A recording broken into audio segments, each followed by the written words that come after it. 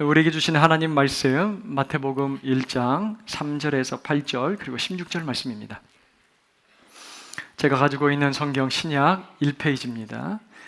살아계신 하나님 말씀을 봉독합니다.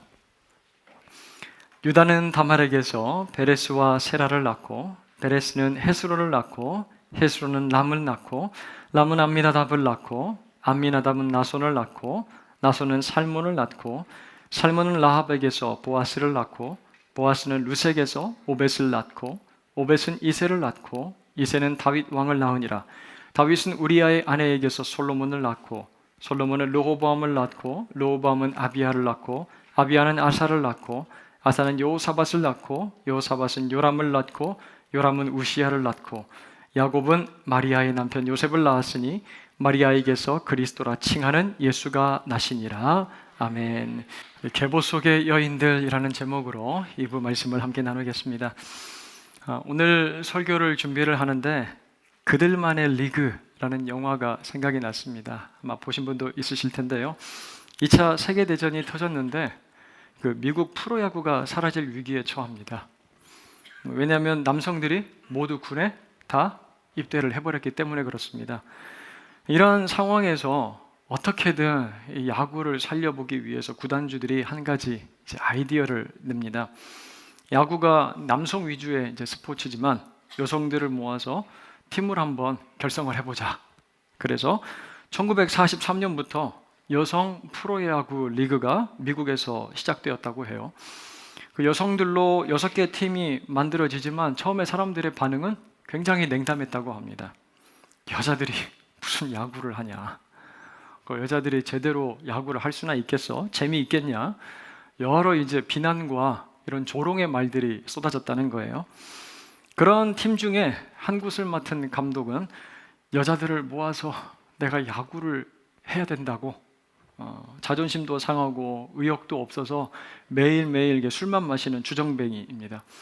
하지만 이제 야구 선수가 됐다는 기쁨에 막 열정적으로 훈련에 참여하고 또 이제 경기에 임하는 뛰는 여자 선수들의 모습을 보고요, 마음을 이제 감독이 고쳐 먹습니다.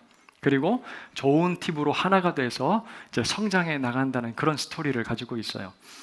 이렇게 시작된 여자 프로야구 리그는요, 1943년부터 54년까지 약 10년 정도 존재를 했고, 그들의 리그 때문에 미국의 프로야구가 사라지지 않고 이어질 수 있었다라고 그렇게 이제 이야기를 합니다. 그래서 영화 제목이 그들만의 리그예요. 그들만의 리그. 그 마태복음 1장 족보를 우리가 쭉 읽어가다 보면요, 그들만의 리그와 같이 예수님의 족보, 그의 계보를 계속해서 이어주는 사람들을 우리가 보게 되고 만나게 됩니다. 지난주에 제가 숙제 내드린 거 기억하시죠? 아니, 표정이. 지난주에 제가 분명히 숙제 내드렸습니다. 어떤 숙제를 내드렸냐면, 우리 예수님을 우리 삶의 구원자요, 주인으로 고백하고 인정하며 한 주간을 보냅시다. 예, 그렇게. 예, 뭐 얼굴 표정들 보시니까 다들 이제 잘 지키신 것 같아요. 저와 아내는 기억하고요, 아침에 일어나서 그리고 매 순간순간마다 인정하고 또 인정했습니다. 주님은 나의 구원자시고 나에게 생명 주시는 분이고 주님은 나의 목자고 주인 되십니다. 그렇게 고백한 여러분들의 삶 가운데 찾아오신 예수님을 생생하게 그리고 아주 분명하게 뜨겁게 만나셨을 것입니다, 여러분. 마태복음 1장의 족보, 이 제네시스에 등장하는 여러 인물들의 대표 선수가 아브라함 그리고 다윗이라고 말씀을 드렸어요. 아브라함은 죽은 것 같은 자기의 몸 그리고 자기의 가정 가운데 생명 주실 하나님, 구원의 하나님을 믿었던 사람이고요. 다윗은 비록 자기가 왕이지만 이스라엘의 진정한 왕은 하나님이십니다. 주님께서 우리의 좋은 목자요 주인 되십니다 라고 믿었던 사람이죠. 그렇게 하나님을 구주로 믿고 고백하는 아브라함과 다윗의 자손으로 예수님께서 이 땅에 오셨습니다. 그들의 세계로 예수님께서 찾아오셨어요. 그런데 아브라함과 다윗의 자손 예수 그리스도 그 계보에 굳이 올리지 않아도 될 것 같은 그래서 이거 좀 편집을 했으면 훨씬 더 좋았지 않았겠나 라고 생각이 되는 이름들이 눈에 이렇게 한 사람 한 사람 뜨기 시작해요. 하지만 묘하게도요, 그들이 별로 밉지 않아요. 그들이 싫지 않습니다. 또 이상하게요, 그들의 이름을 읽을 때 낯설지가 않아요. 어디에서 많이 본 것 같은 느낌을 받습니다. 놀랍게도 그들을 통해 예수 그리스도의 족보, 그분의 세계가 연결되고 성취되는 것을 우리는 보게 돼요. 여러분, 일반적으로 한 가족, 한 가문의 이제 족보를 보게 되면 대개 남성들의 이름으로만 채워지기 마련입니다. 그리고 남성들 가운데서도요, 장자 아니면 어떤 특별한 업적을 이룬 사람들의 이름으로 이루어지죠. 예수님의 족보도요, 처음 시작은 아브라함, 다윗, 그리고 아브라함의 후손들, 이삭의 아들 야곱, 그리고 야곱의 아들 유다, 그리고 그의 형제들을 이제 소개하고 있어요. 그런데 그렇게 잘 나가던 족보에 떡하니 자리 잡고 있는 이름들이 있는데요. 그 이름들이 무엇이냐면 바로 다말, 라합, 룻, 그리고 우리아의 아내라고 되어 있지만 그녀의 이름은 바세바예요. 바세바. 다들 여성입니다. 또 마지막으로 예수님의 어머니 마리아까지 포함하면 이 족보에 총 5명의 여인이 등장하고 있어요.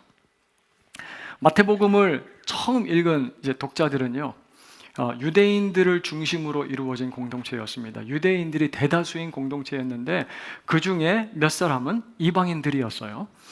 이렇게 유대인들과 다수인 유대인들과 그리고 몇몇 이방인이 함께 있는 자리에서 여러분 지금 마태복음 1장 1절이 이렇게 선포가 되고 있어요. 낭독됩니다. 아브라함과 다윗의 자손 예수 그리스도의 세계라 라고요. 그때 여러분들이 만약 유대인이었다면 어떻게 반응을 하셨겠습니까? 여러분이 만약에 유대인이었다면 어떤 마음이 드셨을까요? 몇 사람들은 추임새를 넣는 그 소리를 냈을지도 모르겠다라는 생각이 들었어요. 그렇지. 그래. 이렇게 이제 추임새를 넣기도 하고, 그래. 예수님이 누구의 족보, 누구의 혈통으로 오셨는지 한번 잘 들어봐. 인자한 눈으로, 뿌듯한 눈으로 주위를 이렇게 쭉 둘러보는 사람들도 있지 않았을까라는 생각이 들어요. 예수님은 유대인의 혈통으로 오셨지. 우리 아니었으면 너 이방인들 예수님 만나기 그렇게 쉽지 않았을걸? 어려웠을 거야. 이렇게 생각을 했을지도 모르겠어요. 그리고 유대인의 전통에 따르면 남성을 중심으로 이 족보가 기록됩니다. 그래서 처음에는요, 귀에 와서 탁탁 박히는 아주 익숙한 조상들의 이름, 아브라함, 그리고 다윗, 그들의 이름을 들었을 때 남자들의 마음은 아마 편안했을 거예요. 아브라함의 아내 사라도 있고 그 이삭의 아내 리브가도 있지만 그들의 이름은 들려오질 않아요. 아마 어떤 남편들은요, 오늘 아침에 막 자기한테 잔소리를 하고 그리고 자기를 무시했던 아내들을 지그시 이렇게 바라봤을지도 모르겠어요. 오빠, 예수님 남자들의 세계에 오셨잖아. 예수님도 남자고 나도 남자고, 아마 그렇게 이제 바라보는 남편들도 있지 않았을까라는 생각도 들고요. 그런데 진도가 이게 잘 나가다가 갑자기 족보에서 예상치 않았던 이름들이 툭툭 튀어나오는 거예요.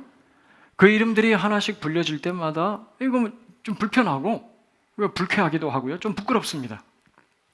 이 족보를 펼치고 읽을 때 당황스러워했던 사람들은 누구였을까요, 여러분? 전통을 중요시 여기는 유대인, 특히 남성들이었어요. 왜냐하면 족보의 여인들의 이름이 올라와 있기 때문에 그렇습니다. 마태복음을 기록한 사람이 누구죠? 예수님의 제자 마태입니다. 마태예요. 그는 세금을 징수하는 관리, 그래서 제가 예전에 마태에게 한번 별명을 붙여준 적이 있었는데 뭐라고 불렀는지 혹시 기억하시나요? 꼼꼼쟁이. 꼼꼼쟁이 마태. 그는 유대인이었습니다, 여러분. 그런 마태에게 아마 유대인 남성들은요, 이렇게 물어보고 싶었을 거예요. 아니 마태, 우리의 전통은 도대체 어디로 간 거야? 우리가 그렇게 귀하게 여기는 전통은 도대체 어디 갔어? 아니 왜 이 여성들을 족보에 끼워주고 그러십니까? 마태가 이런 반응이 나올 거 여러분 몰랐을까요? 그도 유대인이고 잘 알고 있는데요. 네, 분명히 알았을 겁니다. 하지만 성령께서 마태의 마음을 감동시키고 이 여인들의 이름을 또박또박 기록하게 하셨습니다. 성령님께서는요, 이 족보를 통하여 당시 성도들과 또 이 족보를 읽고 있는 오늘을 살아가고 있는 저와 여러분들에게 분명한 메시지를 전달하고 싶어 하기 때문에 그래요. 성령님께서는 우리에게 어떠한 메시지를 그들의 이름을 통하여 들려주길 원하고 계십니다, 여러분. 또 예수님의 계보 속에 들어간 이 여인들에게서 찾아볼 수 있는 다른 또 한 가지 공통점이 있어요. 다말, 라합, 룻, 밧세바, 이들 모두가 유대인 여인들이 아니라 이방 여인들이에요. 이방인들입니다. 이방인들이에요. 마지막 밧세바는 이름이 직접 나오지 않지만 6절 말씀을 가서 보면 이렇게 언급해요. 우리아의 아내라고요. 우리아의 아내. 우리아는요, 사무엘하 11장을 가서 찾아보면 헷족속 사람이라고 되어 있는데 이 헷족속은요, 유대인이 아니라 이방인입니다. 그는 이방인 출신이에요. 성령께서 왜 이렇게 중요하고 거룩한 계복 가운데 여성들, 거기다가 순 이방인 여자들의 이름을 기록을 하셨을까, 남기셨을까요? 제가 그 딸아이가 어릴 적에 함께 이제 퍼즐을 종종 맞추고 놀았는데요. 퍼즐을 아이가 이제 잘 맞추질 못해가지고 제가 손에다가 퍼즐을 쥐어주고 거의 맞추다시피 해서 이제 퍼즐을 완성을 하는데 그 퍼즐 다 완성되면 엄마를 꼭 불러요. 엄마를 불러서 이렇게 얘기를 하는 거예요. 아빠랑 내가 했다. 이거 우리가 했다. 그렇게 얘기를 하는 거예요. 지금 족보도 무언가를 보여주고 있어요. 그들을 통해서도 이 족보가 완성됐다라는 걸 우리에게 보여주고 있습니다. 성령은요, 이방인 여성들을 우리에게 소개를 하면서 예수님이 어떤 세계로 오셨는지에 대해서 우리에게 들려주고 있어요. 보여줍니다. 유대인뿐만이 아니라 이방인 그리고 남성들만이 아닌 여성들, 우리 모든 사람들을 위하여 우리 모든 세계로 예수님이 찾아오셨음을 우리에게 보여주고 있다는 말씀이에요. 여러분, 예수님은요, 특정한 사람들로만 이루어진 어떤 사회 계층으로 찾아가지 않으세요. 이 교회를 목회를 하고 섬기다 보면요, 오랜 세월 이 공동체로 결속이 되어 있어서 그런지 그 그룹 안으로 참 들어가기 힘들어하는 분들을 종종 볼 때가 있습니다. 지난 시간 여러분들과 함께 나눈 우리 함께 동행하자라고 이제 모세가 누구한테 얘기를 했죠? 호밥에게 얘기를 했습니다. 호밥. 나 다시 내 고향 익숙했던 곳으로 그냥 나 돌아갈래. 그렇게 이야기를 할 때 그에게 소중하게 여기고 이야기하면서 그를 붙잡았던 모세, 우리가 만날 수가 있었어요. 이미 이제 친숙한 사람들 안으로 새로운 사람이 들어가서 뿌리를 내리고 적응하고 그곳에서 하나 되는 일은요, 여러분, 웬만해선 쉽지 않습니다. 자연스럽게 그 안에 무엇이 형성되어 있기 때문에 그래요? 오랜 세월 친밀감이 형성되어 있기 때문에 그렇습니다. 그러면 의도하지 않는데도 불구하고 새로운 사람들은 거리감을 느끼기 마련이에요. 그런데 공동체가 그것을 잘 깨닫고 마음을 열고 문턱을 낮춰요. 참 노력 많이 합니다. 그런데도 불구하고 어려울 때가 있어요. 언제입니까? 바로 자신 스스로가 자꾸 다가올 수 없도록 다가가기 힘든 기준들을 만들기 때문에 그래요. 나는 어린 세월부터, 어린 시절부터 이런 신앙생활을 제대로 하지를 못해서요. 많든 적든 저 사람들을 보니까 나와 생활 수준, 형편의 차이가 좀 나는 것 같아요. 나와 교육 수준이 좀 달라서 그렇습니다. 사회적인 지위나 또 출신, 또 인종이 다르고 정치적인 견해가 도저히 맞지 않아서 교회라는 공동체 안으로 내가 들어가지 못하겠습니다. 한 발짝 뒤로 물러나기도 하고 멀리 거리를 유지하면서 신앙생활하는 분들을 우리가 보게 돼요. 그런 우리들에게 오늘 말씀은요, 이방인 여성들을 소개하고 있습니다. 이스라엘 사람들과는 상관이 없었고 멀리 있던 사람들이에요. 하지만 이들도 예수님이 오신 세계 안에 포함된 사람들이라고 우리에게 보여주고 있어요. 오늘 말씀에서 우리가 이 한 가지 사실을 꼭 발견하고 우리가 분명히 깨달아 알 수 있기를 바라요. 예수님은요, 그 누구도 차별하지 않고 그에게 다가가신다는 말씀이에요. 예수님은 그 누구도 차별하지 않으십니다, 여러분. 오늘 예수님이 나에게서 좀 멀게 느껴지시는 분들이 계세요. 예수님과의 거리감이 느껴지십니까? 만약 교회가 어떤 차별의 벽을 만들고 있다면요, 공동체는 그것을 계속해서 깨트리고 낮춰야 됩니다. 그때 교회 공동체는 하나님이 기뻐하시는 모습으로 건강하게 성장할 수가 있어요. 하지만 개인도 하나님 앞에서 성장하기 위하여 예수님께 다가가지 못하도록 스스로 쌓은 담이 있다면, 벽이 있다면 그것 깨트리고 무너뜨려야 됩니다. 허물어야 돼요. 왜 그렇습니까? 예수님의 족보는요, 유대인 남성들에게만 해당된 것이 아니거든요. 이방인 여성들의 이름까지도 기록하고 있는 차별 없는 세계를 우리에게 보여주고 있기 때문에 그렇습니다, 여러분. 우리가 잘 아는 요한복음 4장에 보면 이런 장면이 있어요. 사마리아 우물가에 예수님께서 앉아 계십니다. 한 여인이 다가와요.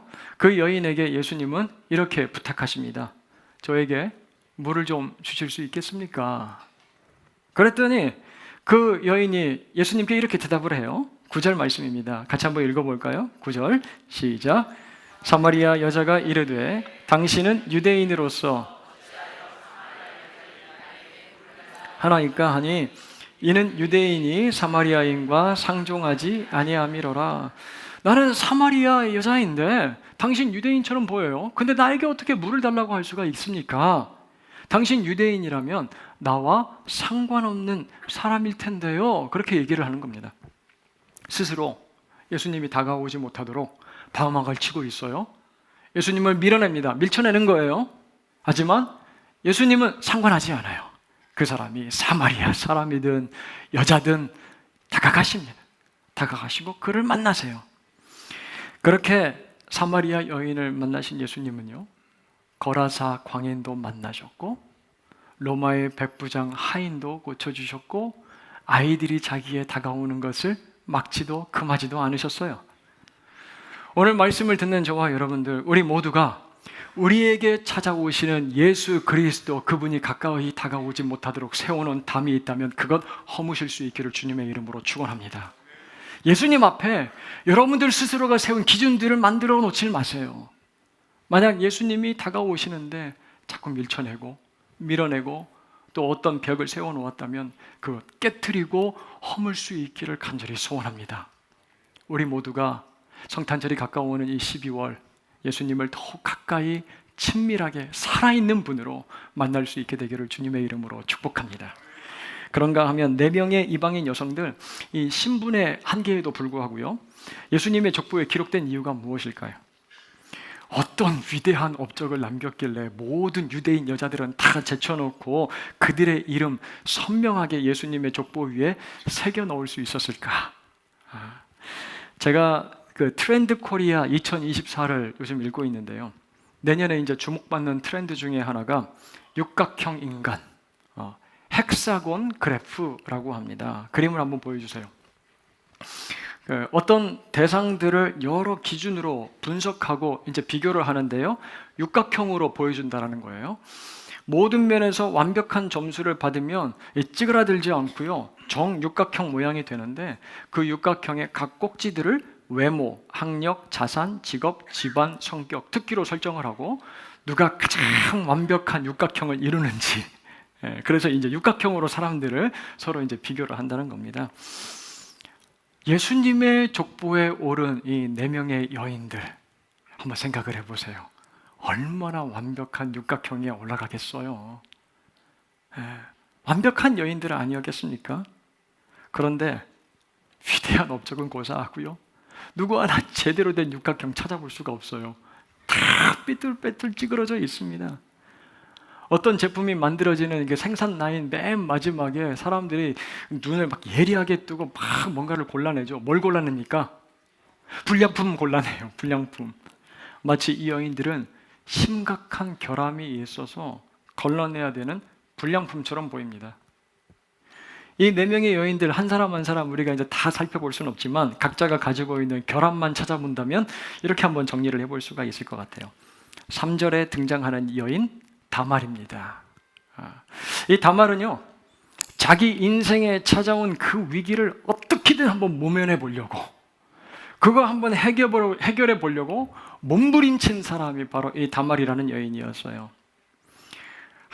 아무런 관심도 받지 못하고요, 존재감 없이 한 가문에서 그냥 조용히 사라져버려도 아무도 관심 갖지 않을 그러한 사람, 철저하게 왕따당하고 소외당한 여인이 바로 이 다말이었습니다. 하지만 여인 어때요? 변장하고 속임수로 계략과 계책으로 모든 상황을 역전시킨 며느리 다말입니다. 여러분, 성경에서 독한 여자를 뽑으라고 그러면 이 다말이 딱 생각이 나요. 아마 이 다말의 이름을 들었을 때요, 남자들은 어떻게 반응을 했을까? 고개를 흔들었을 거예요. 다말, 다말, 다 말아먹었어, 다말. 이렇게 이제 생각을 했을지도 모르겠어요. 그리고 여러분 5절 가서 보니까요, 라합이라는 여인을 소개를 합니다. 이 여인은 여호수아서 2장과 6장에 등장하는 인물이에요. 여호수아서 2장 1절 말씀을 제가 읽겠습니다.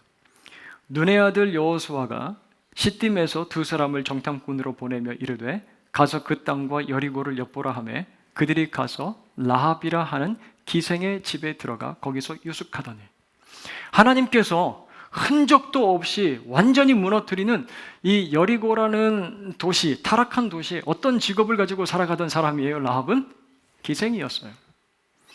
그가 하나님을 두려워해서 정탐꾼을 숨겨줬다라고 성경은 기록을 합니다. 하지만 여리고 사람들의 눈으로 라합을 보면 그 여인은 누구입니까? 배신자예요. 배신자입니다. 적군의 정탐꾼을 숨겨준 사람이에요. 이건 이제 순전히 저의 이제 상상력인데요. 여리고에서 유일하게 살아남은 이 라합, 이스라엘 민족들과 섞여서 살아갈 때 어떤 소리를 들었을까요? 여러분 한번 생각을 해보세요. 상상을 해보세요. 가까이 가지 마. 저 여자 독한 사람이야. 자기 살려고 민족도 등친 여자야. 그리고 거기서 직업도 건전하지 않은 유흥업에 종사를 했다는군. 수군거리지 않았을까요, 여러분?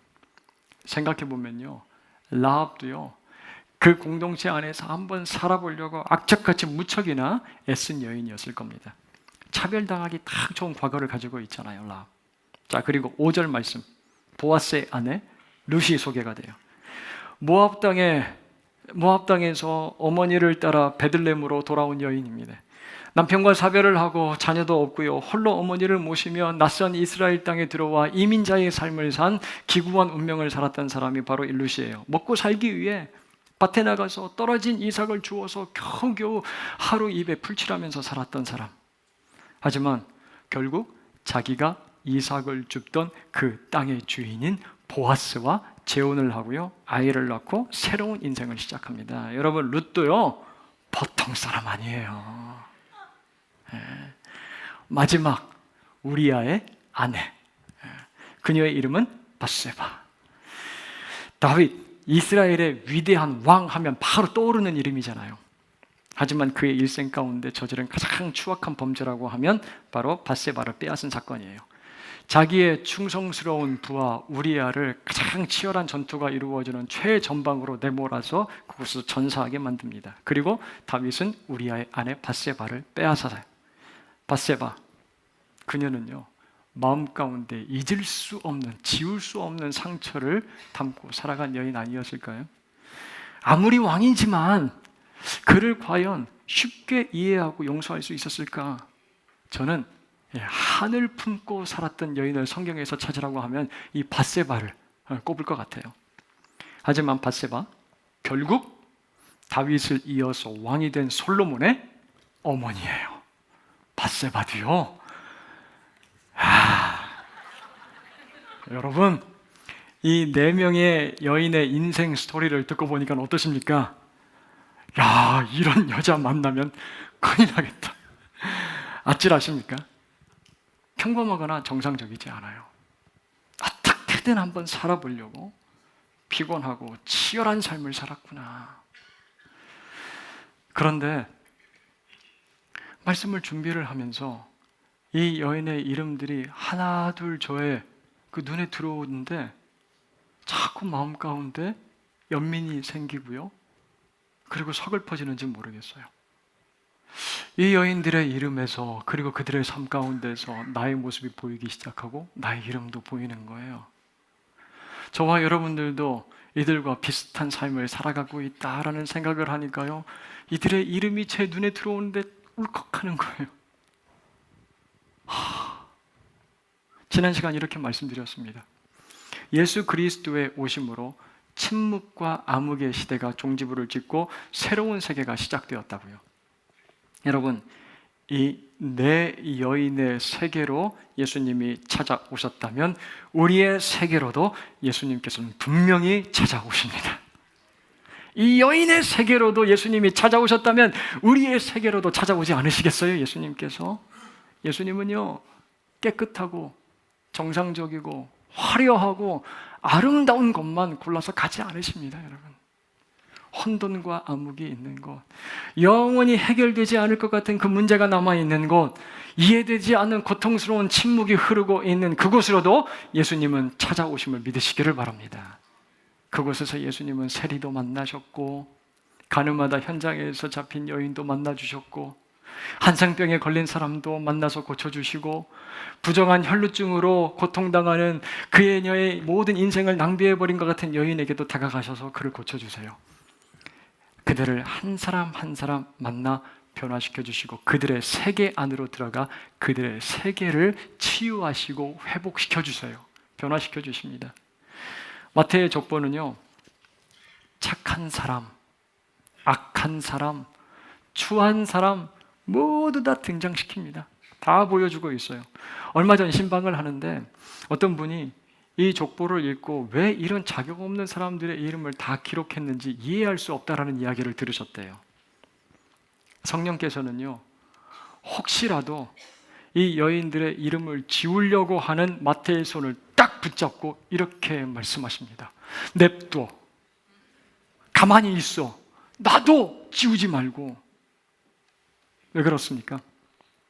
누구라도 예수님을 만나야 된다면, 누구라도 예수님을 필요로 한다면 그들은 예수님을 만날 수 있기 때문에 그렇습니다, 여러분. 은혜 없이 살아갈 수 있는 사람은 단 한 명도 없기 때문에 그래요, 여러분. 이 여인들의 이름이 지워져 버린다면 저의 이름도 지워져 버려야 마땅하기 때문에 그렇습니다. 이 여인들의 이름이 지워져 버린다면 저의 이름도 지워져야죠. 저는 이 4명의 여인들을 예수님의 족보에서 볼 수 있어서 참 다행이라고 생각을 합니다. 저도 이 여인과 별 다를 바 없는 삶을 살아가고 있기 때문에 그렇습니다. 그들보다요, 어느 한 구석 나은 부분이 없어요. 제 마음속 중심을 살펴보면 살려고 때로는 발부둥치기도 하고요, 버티기도 하고 스스로 문제를 해결해 보려고 막 몸부림치기도 하고 화도 치밀어 오를 때가 있고 짜증도 날 때가 있어요. 하나님, 이거 내 마음, 이런 마음 왜 그런지 모르겠습니다.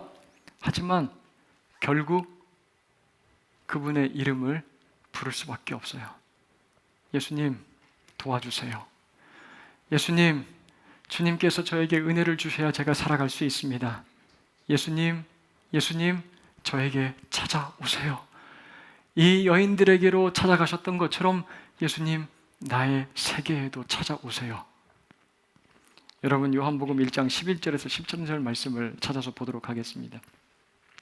요한복음 1장 11절 말씀, 자기 땅에 오매 자기 백성이 영접하지 아니하였으나, 여기부터는 함께 읽습니다. 12절, 영접하는 자 곧 그 이름을 믿는 자들에게는 하나님의 자녀가 되는 권세를 주셨으니 이는 혈통으로나 육정으로나 사람의 뜻으로 나지 아니하고 오직 하나님께로부터 난 자들이니라. 아멘.